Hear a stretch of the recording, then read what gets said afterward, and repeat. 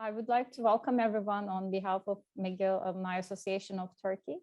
Today, our speaker is Ilan Pappé, who's a professor of history at University of Exeter in the UK.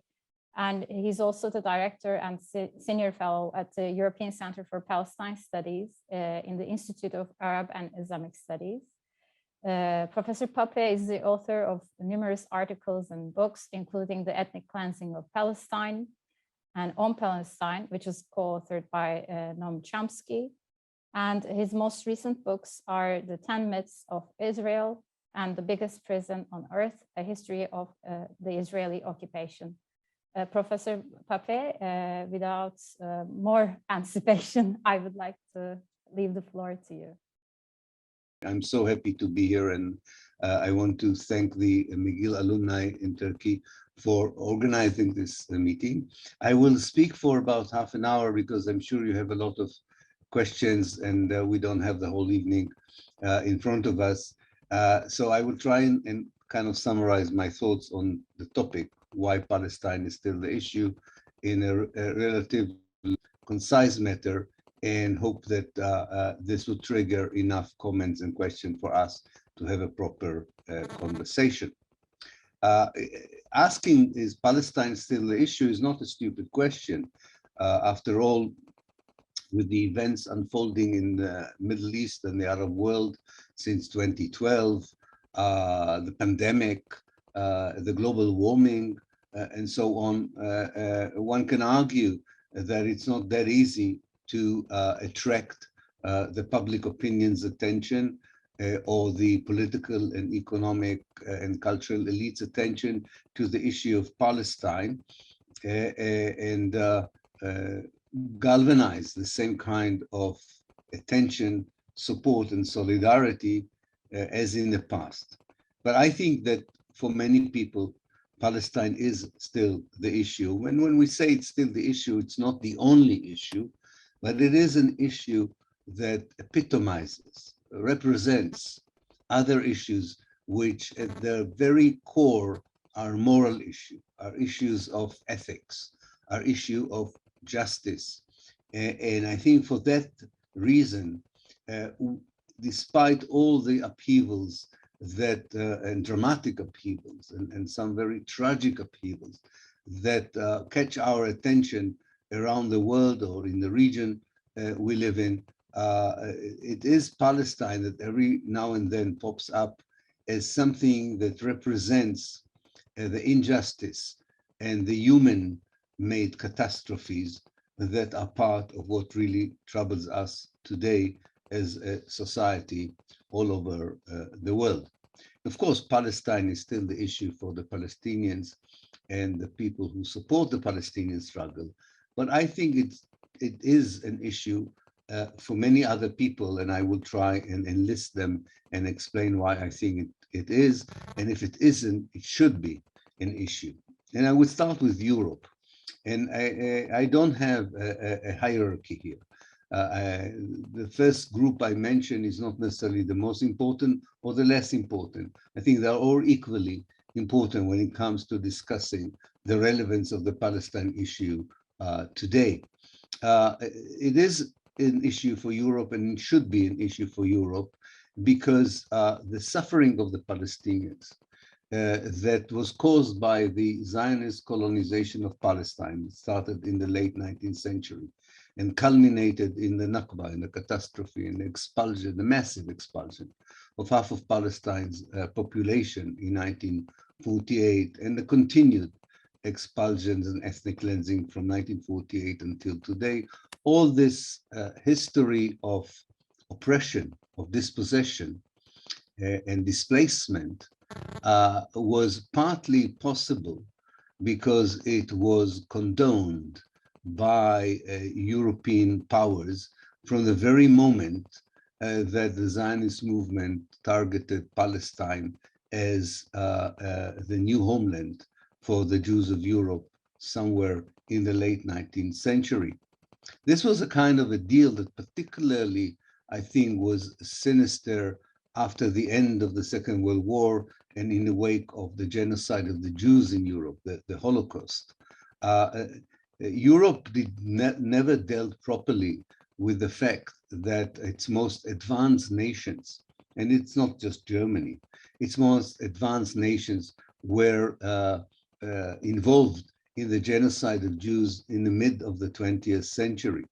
And instead of dealing with this sort of anti-Semitism, they accepted very quickly the Zionist movement idea that if Europe wants to be regarded as a new Europe, and particularly if Germany, at the time it was Western Germany, wants to be regarded as a nation that is absolved of the past evils, all it has to do is to give carte blanche to the colonization of Palestine. So you had this kind of an unwritten, of course, deal between unconditional support for the colonization of Palestine and the oppression of the Palestinians on the one hand, and the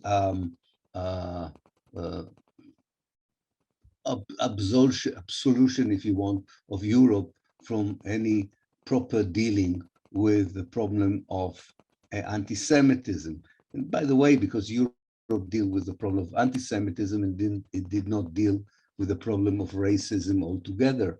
And one can see it in the way the Muslim minorities in Europe are being treated, the non-white minorities in general are being treated. And I think these are all interconnected issues of that are very kind of hidden within a self-image, a European self-image of a civilized society, superior morally to any other society in the world. It is also a particular issue for Britain that still celebrates the Balfour Declaration, the declaration that was given in 1917 by Britain to a group of Anglo-Jews, in which Britain promised Palestine that was not did not belong to it, and gave it to the Zionist movement that also had no right for Palestine. And the fact that in 2021, on the 2nd of November, as in the 2nd of November in 2020, Britain still celebrates this kind of promise it made to the Zionist movement that gave it a green light to colonize Palestine, knowing very well that such colonization of a settler colonial movement like Zionism can end and would end in the displacement of the indigenous people of Palestine and their replacements by the settlers community. The fact that this is in our time still celebrated shows you that Palestine is still issue for Britain that does not, and I'm talking about, of course, official Britain. We have many friends and comrades in the British civil society, but I'm talking about the political elite, the cultural elite, the economic elite, the academic elite. They still celebrate that declaration and do not feel accountable for the suffering of the Palestinians, to which they have contributed ever since 1917 until today. And Palestine is an important issue here because, as in the case of Europe, if you don't deal with the case of Palestine, the British society would be unable to overcome its own problems of colonialism, even today, when it does not yet does not provide a just policy or strategy towards those who used to be the subjects or inhabitants of the British Empire, in which Britain invited in the 50s and 60s to be its unskilled working force in Britain. This kind of racism that is at the heart of the treatment of Black British or Indian or Pakistani or the Muslim Britons is also connected to the fact that Britain did not deal with one of its darkest moment in its colonialist and imperial history, which was to allow Palestine and the Palestinians to be taken over with the help of its military power by the Zionist movement from the late 19th century up to 1948. It's also an issue for the United States, of course. The Americans replaced the British as the main guarantor of the West to sustain what is basically still today an ethnic racist state at the very heart of the Arab world, a state that has a DNA that it alienates the Arab world and is alienated by the Arab world. And the Americans at the height of their power were able to sustain that kind of the political reality with their financial aid, their military aid, and especially with their diplomatic aid, where the United Nations represented, especially after the decolonization of the empires, a global public opinion that was unhappy with remaining colonialist projects or settler colonial projects, whether they were in Algeria, South Africa, or in Palestine. But America made sure that Palestine would not be regarded as apartheid South Africa and would not be regarded as French Algeria, and therefore it could continue to be a state that has a particular ideology and strategy that at its very heart is the dehumanization of the Palestinians and their oppression. So it is an issue for the United States. It's dishonest brokery in the so-called peace process. Its bias policy has marred its impact on the area. And it, the people at the in the consecutive American administrations ignored the voices, and one should say there were minority voices in places such as the American State Department and the American academia that warned against this kind of a policy of sustaining a settler colonial project at the heart of the Arab world and what today, frankly, is an apartheid state, and yet claim that this is not the case. I mean, this is the main American message, whether it's by Republicans or Democrats, that Israel should be dealt outside the realm of the question of regimes in the Arab world, which either are supported or negated by the United States according to the way they serve or do not serve the American national interest. So this kind of exceptionalism was very much solidified by the American policy, and it has repercussions for the American society as a whole, and particularly for the American Jewish society. And this is where Palestine is another point where Palestine is still the issue, and this is for all the Jewish communities around the world. The equation between Judaism, which is a faith and religion, to Zionism, which is an ideology, has really harmed the Jewish existence around the world. I mean, Israel claims that it is the safe haven for Jews in time of trouble, and that it is enhancing the status and welfare and well-being of Jews around the world, but actually the history tells us otherwise. And this is an issue, especially for the future and younger generation of Jews around the world, who should be aware that anti-Semitism cannot be equated with anti-Zionism. One thing, the first one, anti-Semitism, is racism, where you hate Jews because they are Jews, and this is unacceptable, as any racism is unacceptable. It's not worse and not better than any other kind of racism. And anti-Zionism is an anti-racist ideology for many people, including young Jews, because it means that you do not support a state where Palestinians are discriminated against, incarcerated, expelled, or killed just because they are Palestinians. So this is an issue. Palestine is an issue for the Jewish community around the world as well. It is also an issue for various minorities in the United States, in Latin America, and in Europe, not just the kind of majoritarian societies. And it was very interesting to see how in the last 5 years, movements like Black Lives Matters revealed this kind of relevance in their own action and intersections with the Palestine issue.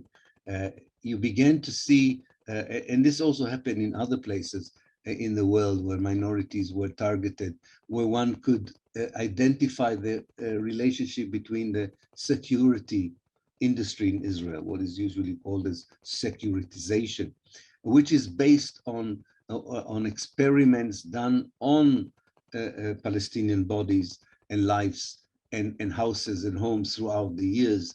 And that kind of security experience and capital and knowledge is used by the American police, for instance, against African-American activists. And that created the relevance of the Palestine issue to the African-American community in general and to movements like Black Lives Matters in particular. And Palestinians also recognize it. I was very moved that to see that at the time of the events in Ferguson, where the American police brutally oppressed African-American demonstrators in the besieged ghetto of Gaza, young people demonstrated in solidarity with the people of Ferguson, realizing the intersection, realizing the solidarity, realizing the connection. Palestine is the issue also because it is related to probably the most important question nowadays in the Arab world, which is the question of human rights and civil rights. If you look at the tragedy unfolding in many Arab states, not in all of them, but in the Arab state that disintegrated, like Syria, Iraq for a while, what's going on in Yemen, in Libya, you can see that the major issue is really the issue of human rights and civil rights that is not helped by a very cynical intervention from the outside. And to me, it's very clear, two things are very clear, and this is connected to the relevance of Palestine. One is that the Arab world cannot by itself deal with this issue without constructive help from the outside. That's the first thing. But the second thing is that such an help, such an intervention cannot be constructive if it does not include a conversation on the dismal record of the abuses of civil rights and human rights in Palestine. If you look at any conversation that you have in the West and beyond the West on the situation in the Arab world, it does not include Palestine, historical Palestine, and Israeli behavior in it. And this is why it is so relevant as an issue for the discussion about the future of human rights and civil rights in the Arab world. And finally, I think many of you are familiar with the phenomenon that you can go to Argentina and participate in a demonstration of teachers that demand a raise in the salaries, or you go to a political demonstration in Kashmir that protests against the policies of the Indian government, or even indigenous people movements in Mexico asking to be recognized and respected. You can see that in so many of these places that on the face of it don't have anything in common, people don themselves with the Palestinian flag, or they wave the Palestinian flag. We saw it also during the demonstrations during the Arab Spring. It's not that Palestine is the only important issue, and that's why it is symbolizing for so many people their own struggle, even if there is no direct connection between their own struggle and what Israel does to the Palestinians. I think the reason that Palestine today still epitomizes any struggle against injustice, whether it's a social injustice, moral injustice, political or cultural injustice, I think the reason is because because of the double talk, because of the hypocrisy, because of the exceptionalism that accompanied the international and unfortunately recently also the regional engagement with the issue of Palestine. I think that the best and forgive me if it sounds simplistic, but I think the best way of explaining why so many people, and I know because I tour the world a lot, speaking about Palestine, feel indignation, feel a wish to show solidarity with the Palestinian, knowing very well that there are many other issues in their own countries and elsewhere in the world. I think the indignation is that people who are victims of crimes, of course, get our support and our sympathy and our identification. But people who were victims of crime, and the crime is still denied today, are doubly victimized. And I think that's what we feel about Palestine and the Palestinians. I know that this motivated me in the last 40 years to devote my professional, my political life to struggling against the denial of the suffering of the Palestinians in general and the denial of the 48 catastrophe in particular. The fact that this crime against humanity that was perpetrated against the Palestinians in 48 and the criminal policy that still affects the life of every Palestinian ever since is still denied so widely by the political elites of the world, by the mainstream media, by the mainstream academia, is, I think, infuriating and explains why Palestine is such an issue of a struggle for justice, liberation, and freedom. I really want to leave us as much space as possible, but don't worry, if none of you will have a question or a comment, I can assure you I can easily talk for another half an hour. Talking was never a problem. Listening is a bit of a problem, but I hope it triggered some sort of reaction. And as I say, there's a lot more to be said, but I thought maybe we'll just open it and see whether we get something of a dialogue going on here. So thank you very much for your attention and patience.